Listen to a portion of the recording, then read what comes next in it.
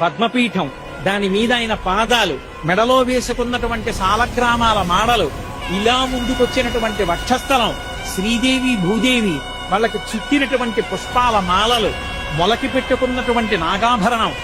ఆ పైన ఈ చేత్తో పట్టుకున్నటువంటి చక్రం, ఈ చేత్తో పట్టుకున్నటువంటి శంఖం, ఇలా చూపిస్తున్నటువంటి వరదహస్తం, దాని నిండా వజ్రాల తాపడం, ఇందరికీ అభయం ములిచ్చు చేయి కందువకో మంచి బంగారు చేయి అని అన్నమయ్య పొంగిపోయినటువంటి ఆ చెయ్యి, సున్నా చుట్టినట్టున్న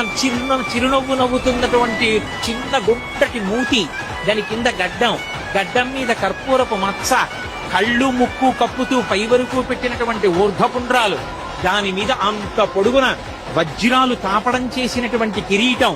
ఈ చేతి మించి అలా కిరీటం మించి ఇలా దిగినటువంటి పెద్ద తోమాల, ఆ స్వామి దివ్యమంగళ విగ్రహాన్ని పైనుంచి కిందకి, కింద నుంచి పైకి చూసి పరమ సంతోషాన్ని పొందాడు.